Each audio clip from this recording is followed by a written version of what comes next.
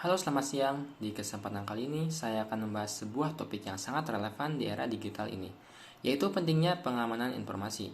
Di dunia yang semakin terhubung melalui internet ini, kita seringkali melihat himbauan untuk berhati-hati dalam memberikan informasi sensitif di internet atau di media sosial.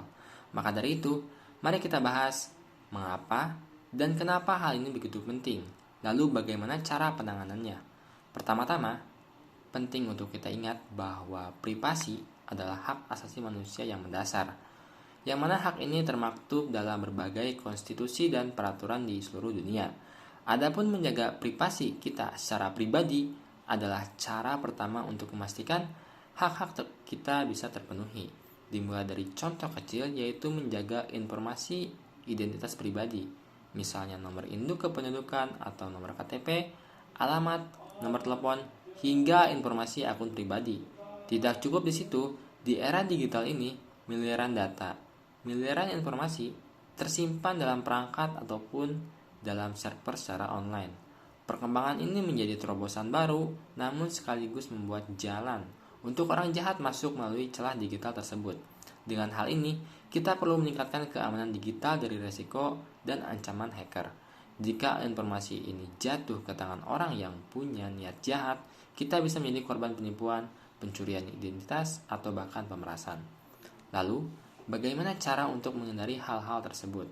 Yang pertama, mari kita mulai dengan usaha dari diri secara pribadi, yang mana mungkin hal ini terlihat sepele namun ternyata impactnya tidak sedikit.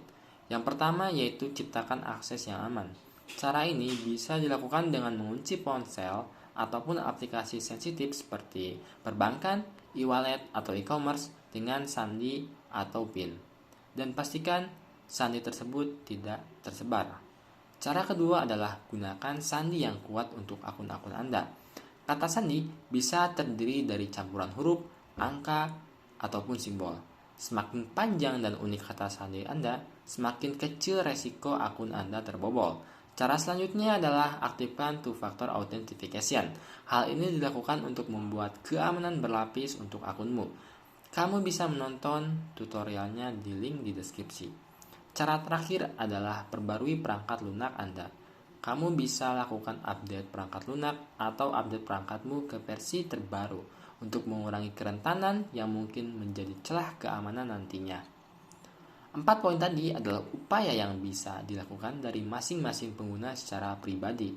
Lalu selanjutnya adalah cara pengamanan informasi yang harus diterapkan oleh developer atau pihak penyedia layanan terhadap pengguna atau pelanggannya. Yang pertama adalah gunakan enkripsi untuk data-data sensitif. Enkripsi adalah proses mengubah data atau pesan menjadi format yang tidak dapat dibaca atau dimengerti oleh orang selain yang dituju atau orang yang memiliki kunci untuk membuka enkripsi tersebut, apalagi untuk data yang bergerak dinamis dalam lalu lintas jaringan. Cara yang kedua adalah pengendalian akses. Pihak penyedia layanan perlu memastikan bahwa hanya orang yang memiliki izin yang berhak untuk mengakses data tersebut, terutama data yang sensitif. Hal ini bisa dilakukan dengan metode autentifikasi untuk memastikan bahwa pihak yang mengklaim akses tersebut adalah benar orang yang mempunyai akses ke data tersebut. Misalnya dengan menggunakan one-time password atau OTP sebagai metode autentifikasi. Cara terakhir adalah metode audit keamanan. Audit adalah proses evaluasi dan pemeriksaan terhadap sistem komputer, jaringan, perangkat atau infrastruktur teknologi informasi dengan tujuan untuk mengidentifikasi kerentanan keamanan, kelemahan, dan risiko yang mungkin ada dalam lingkungan tersebut, termasuk kerentanan yang mungkin disebabkan oleh human error karyawannya. Maka dari itu, audit perlu dilakukan di sisi pihak penyedia layanan. Mungkin itu saja yang bisa saya sampaikan. Kurang lebihnya mohon maaf. Terima kasih.